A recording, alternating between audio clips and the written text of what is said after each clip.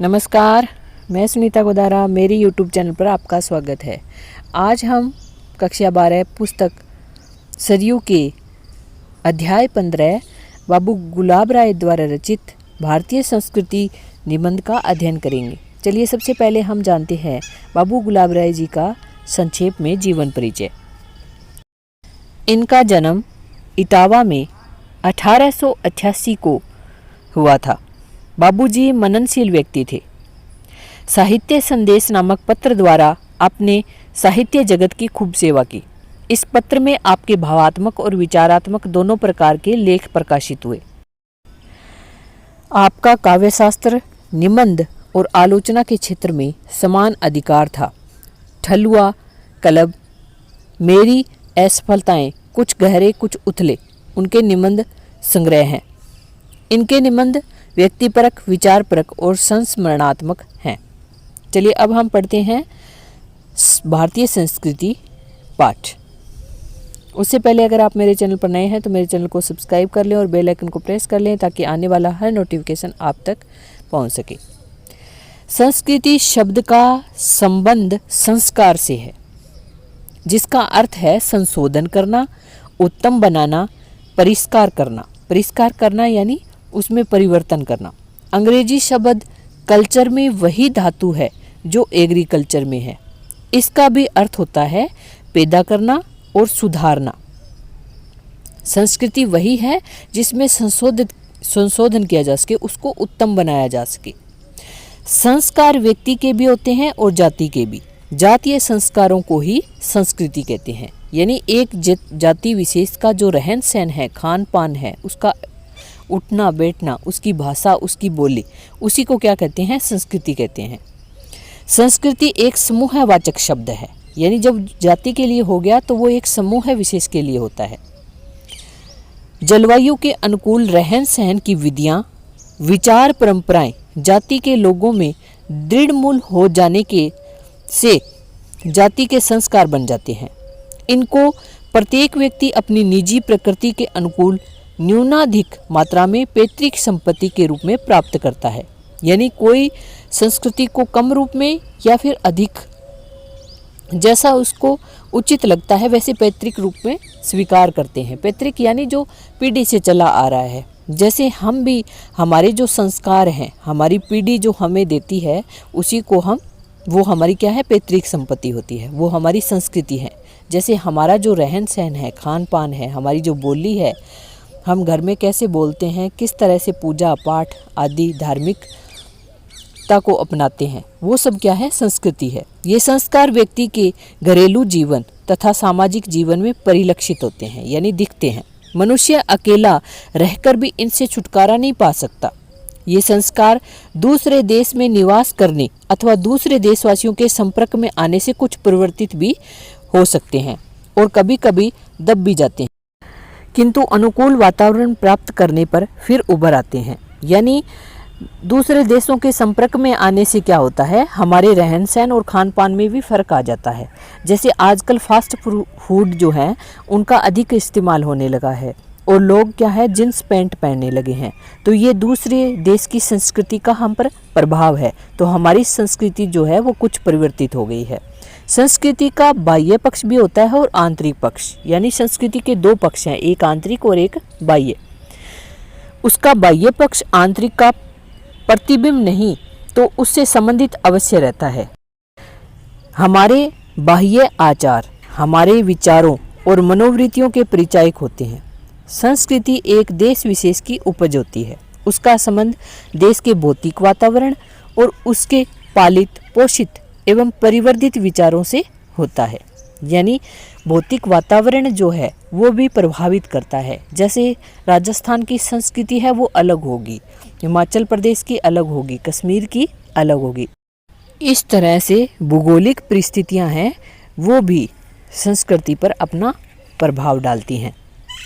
भाषा संस्कृति का कुछ बाहरी अंग सा है, फिर भी वह हमारी जातीय मनोवृत्ति की परिचायिका होती है। कुशल शब्द को ही लीजिए, वह हमारे उस संस्कृति की ओर संकेत करता है जिसमें कि पूजा विधान की संपन्नता के लिए कुश लाना एक दैनिक कार्य बना हुआ था। कुश का अर्थ होता है घास, यानी पूजा विधान में दूब को प्रमुख माना जाता है। जो कुश ला सकता है वह तंदुरुस्त भी और होशियार भी समझा जाता है। प्रवीण का संबंध वीणा से है। प्रकर्ष वीणाया प्रवीणा है।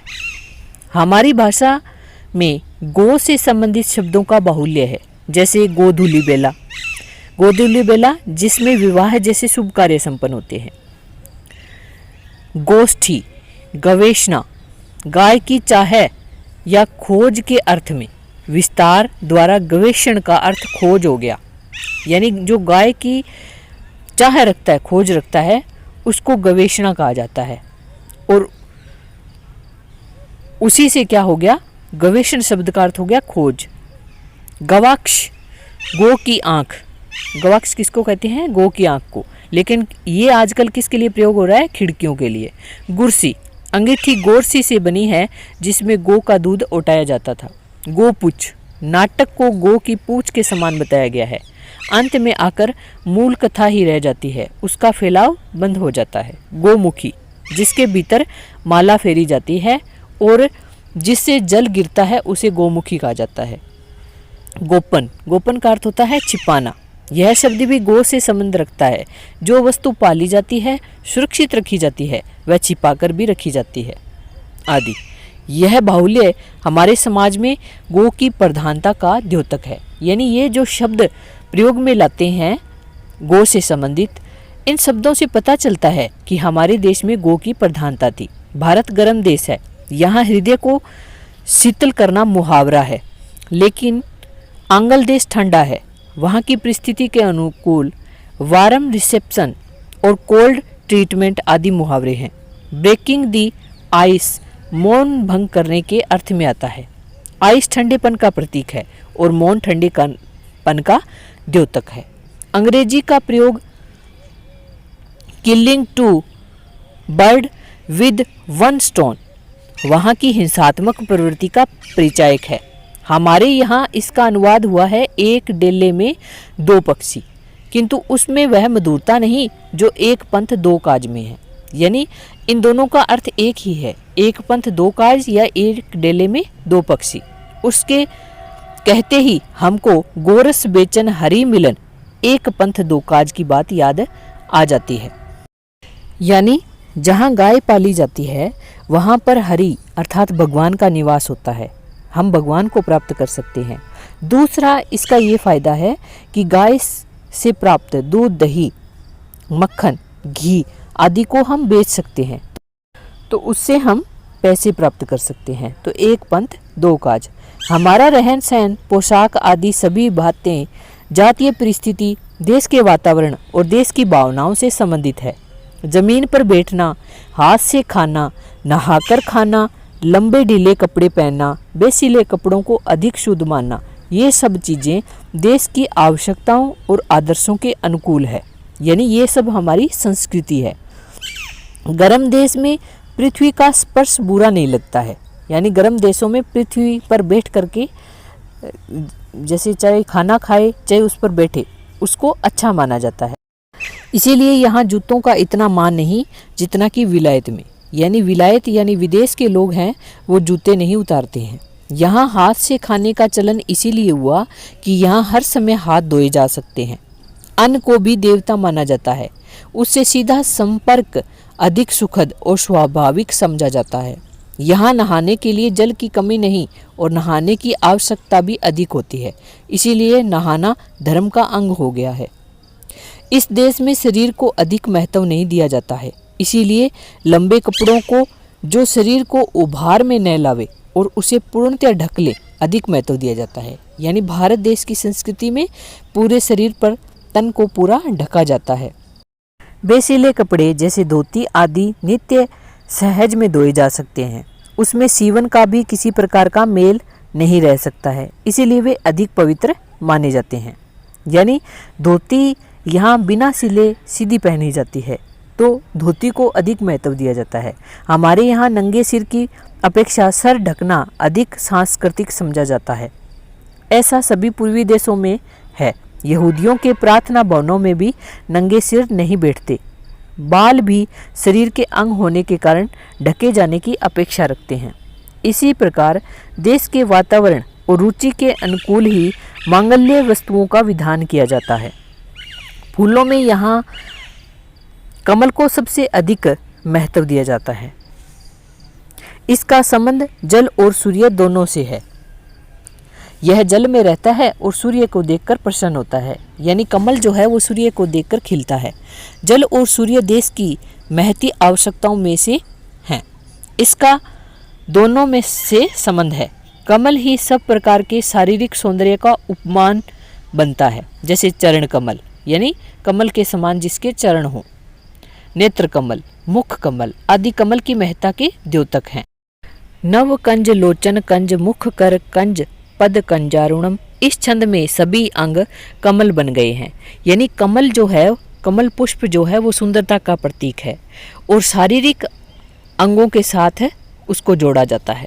जैसे यहाँ पर जो आया है कंज लोचन यानी कमल के समान सुंदर नेत्र, कंज मुख कमल के समान सुंदर मुख, कर कंज कमल के समान सुंदर हाथ, पद कंजारुणम और पद यानी पैर, पैर जो कमल के समान लाल हैं। आम्र रसाल जिसको रसाल भी कहा जाता है, कदली यानी केला, दुर्वादल यानी दूब, नारियल और श्रीफल आदि को मांगल्य कार्यों में प्रमुख स्थान दिया जाता है। आम यहाँ का विशेष मेवा है। इसमें रस भरा रहता है और इसका बोर बसंत का अग्रदूत है। यानी जब इस आम के पेड़ पर फूल लगते हैं तो उस समय बसंत ऋतु का आगमन होता है।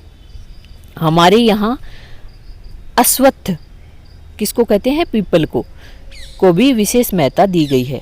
श्रीमद् भागवत गीता में भगवान की विभूतियों में अश्वत्थ को भी माना गया है। अश्वत्थ सर्व वृक्षाणम। भारतीय संस्कृति में जिन जिन वस्तुओं को महत्ता दी गई है वे सब श्रीमद् भागवत गीता में भगवान की विभूतियों के रूप में आ गई है।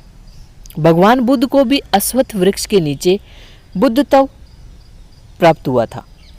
स्थावर वस्तुओं में, स्थावर यानी जो वस्तुएं स्थिर रहती है, जैसे हिमालय को, सरिताओं में गंगा को, पक्षियों में गरुड़ को और ऋतुओं में बसंत ऋतु को महत्व दिया गया है। स्त्रीलिंग चीजों में कीर्ति, वाणी, स्मृति, बुद्धि और धृति यानी धैर्य को महत्ता दी गई है। यह भी हमारी जातीय मनोवृत्ति का परिचायक है। यह तो रहे संस्कृति के बाह्य अंग। संस्कृति के आंतरिक अंगों पर भारत में विशेष बल दिया गया है। धर्म ग्रंथों में अच्छे मनुष्यों के जो लक्षण बताए गए हैं, मनुस्मृति में जो धृति, क्षमा, दया, ऐस्तेय यानी चोरी न करना, सोच, इंद्रिय निग्रह, धी का मतलब होता है मति, बुद्धि, विद्या, सत्य, एक्रोश, धर्म के 10 लक्षण बताए गए हैं। यानी धर्म के कितने लक्षण बताए गए हैं? 10। किसके अनुसार? मनुस्मृति के अनुसार। वे सब भारतीयों की मानसिक और आध्यात्मिक संस्कृति के अंग हैं। श्रीमद् भागवत गीता में देवी संपदा वालों के लक्षण दिए गए, जिनमें अभय को सबसे पहला स्थान दिया गया है। स्थित प्रज्ञा के लक्षण, स्थित प्रज्ञा जो ईश्वर में ध्यान लगाता है। सात्विक चीज़ों के लक्षण, 17वां अध्याय आदि सब भारतीय संस्कृति के अनुकूल सभ्य और शिष्ट पुरुष के लक्षण हैं। इसीलिए सभी महाकाव्य ऐसे लक्षणों से भरे पड़े हैं। रघुवंश में रघुकुल के राजाओं के जो गुण बताए गए हैं वे न केवल भारत के सांस्कृतिक आदर्शों के परिचायक है, बल्कि उनसे अतीत का भव्य चित्र हमारे सम्मुख आ जाता है। देखिए, यानी जो रघुवंश में बताया गया है उसके बारे में आगे बता रहे हैं। दूसरों को दान देने के लिए ही जो संपन्न बनते थे उन्हें क्या कहा जाता था? दानाय कहा जाता था, धन दानाय। सत्य के लिए ही मितभाषी बने हुए थे, जो यश के लिए विजय प्राप्त करते थे।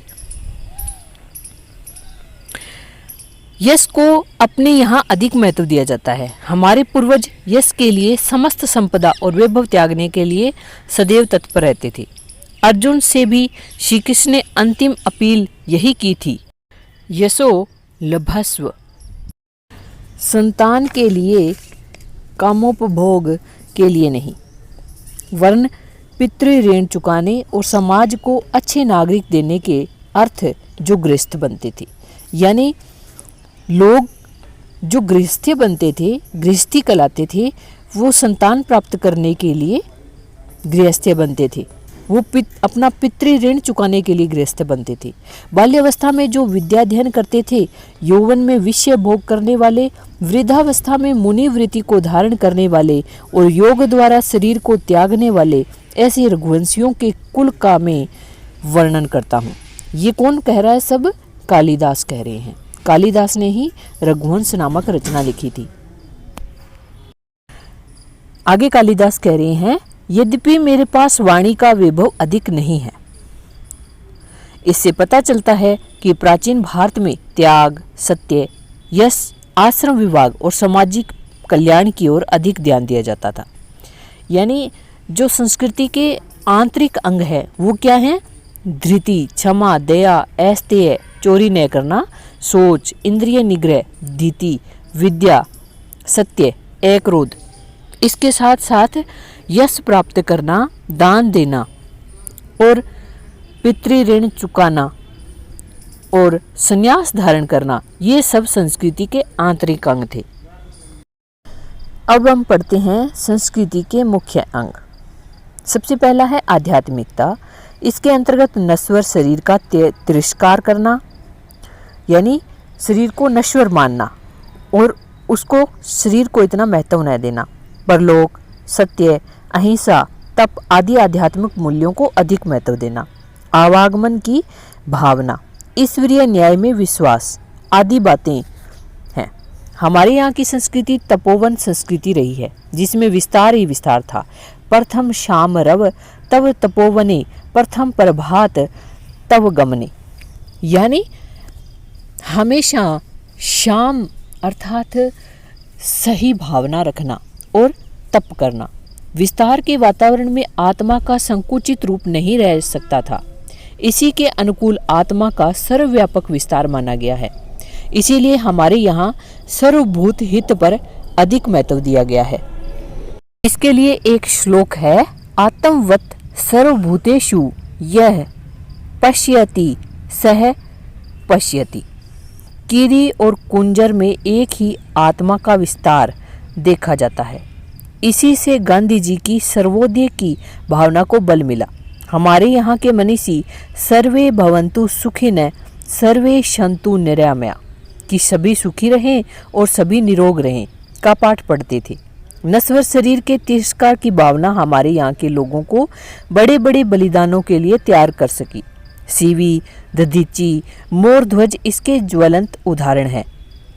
महाराज दिलीप के ने गुरु की प्रसन्नता के लिए नंदिनी नामक की गौ को चराने का व्रत धारण किया। उसकी सिंह से रक्षा करने के लिए वे अपने प्राणों का भी उत्सर्ग करने को तैयार हो जाते हैं। वे सिंह से कहते हैं कि यदि तुम मुझ पर दया ही करना चाहते हो तो मेरे यश शरीर पर दया करो। पंचभूतों से बने हुए नाशवान शरीर के पिंडों पर मुझ जैसे लोगों की आस्था नहीं होती। हमारे यहाँ का मार्ग साधना का मार्ग रहा है और तप, त्याग और संयम को महत्ता दी गई है। क्या बौद्ध, क्या जैन, क्या वैष्णव, सभी लोग इन गुणों की सराहना करते हैं। हमारे यहाँ की आध्यात्मिकता मन और बुद्धि से परे जाती है। वह आत्मा का साक्षात अनुभव करना चाहती है। यही भारतीय और पाश्चात्य दर्शनों का अंतर है। हमारे दर्शन का अर्थ आत्मा का दर्शन ही है। पाश्चात्य देशों में वह बुद्धि विलास के रूप में रहा है। संस्कृति का दूसरा अंग है समन्वय बुद्धि। आत्मा की एकता के आधार पर हमारे यहाँ अनेकता में एकता देखी गई है। इसी से मिलती जुलती समन्वय भावना है। हमारे विचारकों ने सभी वस्तुओं में सत्य के दर्शन किए हैं। उनका धर्म अविरोधी धर्म रहा है। इसीलिए हमारे यहाँ धर्म परिवर्तन को विशेष महत्व नहीं दिया गया है। फिर भी संस्कृतियों का आदान प्रदान हुआ है। तुलसीदास जी ने जैसे महात्मा ने, जो भारतीय संस्कृति के प्रतिनिधि कहे जा सकते हैं, समन्वय बुद्धि से ही काम लिया था। उन्होंने शैव और वैष्णव का, ज्ञान और भक्ति का तथा अद्वैत और विशिष्टाद्वैत का समन्वय किया था। आधुनिक कवियों में प्रसाद जी ने अपने कामायनी इनकी रचना है, ज्ञान, इच्छा और क्रिया का समन्वय किया गया है। मानव कल्याण में ज्ञान, इच्छा, क्रिया का पार्थक्य ही बाधक होता है। ज्ञान दूर कुछ क्रिया भिन्न है, इच्छा पूरी क्यों हो मन की, एक दूसरे से न मिल सके यह विडंबना है जीवन की। यानी ज्ञान, इच्छा और क्रिया, ये तीनों जब तक अलग रहते हैं तो हमारा जीवन है वह व्यर्थ है, और जब ये एक हो जाते हैं तो हमारा जीवन है वह उत्तम हो जाता है। तीसरा अंग है वर्णाश्रम विभाग। हमारी संस्कृति में कार्य विभाजन को बड़ा महत्व दिया गया है। समाज को भी 4 भागों में बांटा और मानव जीवन को भी। सामाजिक विभाजन बढ़ते बढ़ते संकुचित और अपरिवर्तनीय बन गया। अपरिवर्तनीय बनने में भी इतनी हानि न थी यदि सबका महत्व, सिद्धांत और व्यवहार दोनों में एक समान लिया गया होता। कुछ लोगों ने श्रेष्ठता का अधिकार कर लिया और पंडित समदर्शन की बात भूल गए। यानी पंडित जो होता है वो ज्ञानी व्यक्ति को कहा जाता है, न कि ब्राह्मण को। ये बात लोग भूल गए। हमारे सभी प्रचारकों और सुधारकों ने इसके विरुद्ध आवाज उठाई और उन सब में जोरदार आवाज रही भगवान गौतम बुद्ध, संत कबीर और महात्मा गांधी की। पुरुष सूक्त ने तो चारों वर्णों को एक ही विराट शरीर का अंग माना है। ब्रह्मणोस्य मुखमासीत बाहुराजन्य कृत, यानी ब्रह्मा के मुख से तो ब्राह्मण उत्पन्न हुए और उनकी भुजाओं से राजा उत्पन्न हुए। एक ही शरीर के विभिन्न अंगों में कोई ऊंचा नीचा नहीं होता। सामाजिक संगठन का हमारे यहाँ बहुत ऊंचा आदर्श रखा गया था। वैदिक ऋषियों की तो यही भावना थी, लेकिन हम उसको भुला बैठे। नहीं, उस समय तो जो मनुष्य थे वे समान माने जाते थे, जाति पाति आदि का कोई भेदभाव नहीं था। लेकिन धीरे धीरे वो रूढ़ होते गए। अहिंसा, करुणा, मैत्री और विनय, ये है संस्कृति का चौथा अंग। इन 4 गुणों को इसीलिए ही रखा गया है कि इनके मूल में अहिंसा की भावना है, और करुणा, मैत्री, विनय अहिंसा व्रत के पालन में सहायक होते हैं। हिंसा केवल वध करने में ही नहीं होती, वरन किसी का उचित भाग ले लेने और दूसरों का जी दुखाने में भी। इसीलिए हमारे यहाँ सत्य ब्रूयात के साथ प्रिय ब्रूयात का पाठ पढ़ाया गया है। करुणा प्राय छोटों के प्रति होती है, मैत्री बराबर वालों के प्रति और विनय बड़ों के प्रति, किंतु हमको सभी के प्रति शिष्टता का व्यवहार करना चाहिए। विनय शील का एक अंग है, उसको बड़ा आवश्यक माना गया है। किसको? विनय को। शील क्या होता है? आचरण। भगवान कृष्ण ने ब्राह्मण के विशेषणों में विद्या के साथ विनय भी लगाया। विद्या विनय संपन्ने ब्राह्मणे। विनय भारतीय संस्कृति की एक विशेषता है। असांस्कृतिक लोग ही उद्धत होते हैं, यानी उदंड होते हैं। सांस्कृतिक जो लोग होते हैं उनमें अहिंसा, करुणा, मैत्री और विनय पाया जाता है। 5वां अंग है प्रकृति प्रेम। भारतवर्ष पर प्रकृति की विशेष कृपा रही है। यहाँ सभी ऋतुएं समय पर आती है और पर्याप्त काल तक ठहरती है। ऋतुएं अपने अनुकूल फल फूलों का सृजन करती है। धूप और वर्षा के समान अधिकार के कारण यह भूमि सस्य श्यामलता हो जाती है। सस्य श्यामलता, नई फसल की हरियाली, हरी भरी हो जाना। यहाँ का नगाधिराज हिमालय कवियों को सदा से प्रेरणा देता आ रहा है और यहाँ की नदियाँ मोक्षदायिनी समझी जाती है। यहाँ कृत्रिम धूप और रोशनी की आवश्यकता नहीं पड़ती। भारतीय मनीषी जंगल में रहना पसंद करते थे। वृक्षों में पानी देना एक धार्मिक कार्य समझते हैं। सूर्य और चंद्र दर्शन नित्य और नैमित्तिक कार्यों में शुभ माना जाता है। नैमित्तिक का अर्थ होता है किसी विशेष प्रयोजन की सिद्धि से युक्त कार्य करना।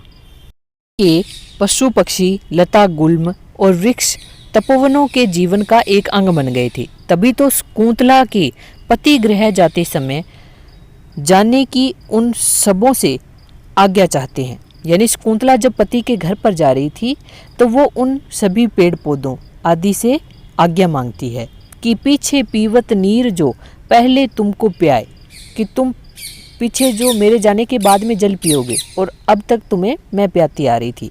फूल पात तोड़ती नहीं गहने हूँ के चाय, और मैं तुम्हारे फूल और पत्तों को भी नहीं तोड़ती थी। जब तुम फूलन के दिवस आवत है सुखदान, फूली अंग समाती नहीं उत्सव करत महान।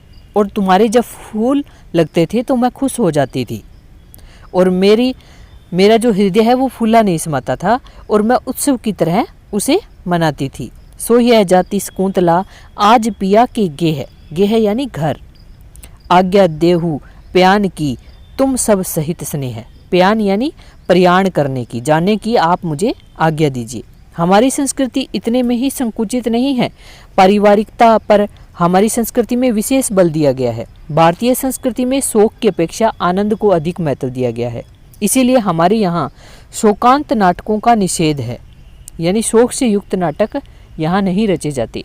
भारत में आतिथ्य को विशेष महत्व प्रदान किया गया है। अतिथि को भी देवता माना गया है। अतिथि देवो भव हमारी संस्कृति के मूल अंगों पर प्रकाश डाला जा चुका है। भारत में विभिन्न जातियों के पारस्परिक संपर्क में आने से संस्कृति की समस्या कुछ जटिल हो गई। पुराने जमाने में द्रविड़ और आर्य संस्कृति का समन्वय बहुत रीति से हो गया था। इस समय मुस्लिम और अंग्रेजी संस्कृति का मेल हुआ है। हम इन संस्कृतियों से अछूते नहीं रह सकते। भारतीय संस्कृति की समन्वयशीलता यहाँ भी अपेक्षित है, किंतु समन्वय में अपना न खोड़ बैठना चाहिए। दूसरी संस्कृतियों के जो अंग हमारी संस्कृति में अविरोध रूप से अपनाए जा सके, उनके द्वारा अपनी संस्कृति को संपन्न बनाना आपत्तिजनक नहीं। यानी अपनी दूसरी संस्कृति का समन्वय जब हमारी संस्कृति में होता है तो हमें हमारी संस्कृति को नहीं खोना चाहिए। अपनी संस्कृति अच्छी हो या बुरी, चाहे दूसरों की संस्कृति से मेल खाती हो या न खाती हो, उससे लज्जित होने की कोई बात नहीं। प्राचीन भारतीय संस्कृति में धार्मिक कृत्यों में एकांत साधना पर अधिक बल दिया गया। यद्यपि सामूहिक प्रार्थना का अभाव नहीं है। हमारे कीर्तन आदि तथा महात्मा गांधी द्वारा परिचालित प्रार्थना सभाएं धर्म में एकता की सामाजिक भावना को उत्पन्न करती है। यानी हमारे यहाँ एकांत साधना यानी अकेले बैठकर साधना भी की जाती है और सामूहिक प्रार्थना भी की जाती है। हमारे यहाँ सामाजिकता की अपेक्षा पारिवारिकता को महत्व दिया गया है। पारिवारिकता को खोकर सामाजिकता को ग्रहण करना तो मूर्खता होगी, किंतु पारिवारिकता के साथ साथ सामाजिकता बढ़ाना श्रेयस्कर होगा। यानी परिवार को बनाए रखना। संयुक्त परिवारों की पहले प्रथा होती थी और संयुक्त परिवार होते थे, और परिवार के साथ समाज में आदर भाव भी बढ़ता था। भाषा और पोशाक में अपनत्व खोना जातीय व्यक्तित्व को तिलांजलि देना होगा। यानी हमारी जाति की, हमारे देश की जो भाषा है, पोशाक है, उसको कभी नहीं खोना चाहिए।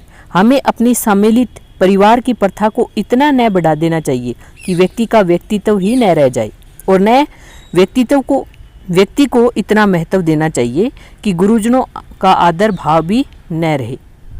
और पारिवारिक एकता पर कुठाराघात हो। कपड़े और जूतों की सभ्यता और कम से कम कपड़ा पहनने और नंगे पैर रहने की सभ्यता में भी समन्वय की आवश्यकता है।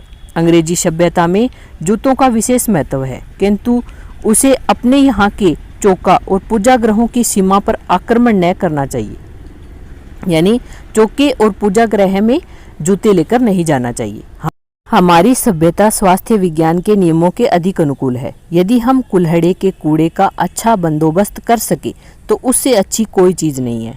आलस्य को वैज्ञानिकता पर विजय न पाना चाहिए। अंग्रेजी संस्कृति से भी सफाई और समय की पाबंदी की बहुत सी बातें सीखी जा सकती है, किंतु अपनी संस्कृति के मूल अंगों पर ध्यान रखते हुए समन्वय बुद्धि से काम लेना चाहिए। समन्वय द्वारा ही संस्कृति क्रमशः उन्नति करती रही है और आज भी हमें उसे समन्वयशील बनाना है। यानी अपने संस्कारों और अपनी संस्कृति के अंगों को कभी नहीं भूलना चाहिए। तो आशा करती हूँ आपको ये वीडियो अच्छी लगी होगी। अगर अच्छी लगी तो मेरे चैनल को सब्सक्राइब करें, लाइक करें और शेयर करना ना भूलें। Thank you.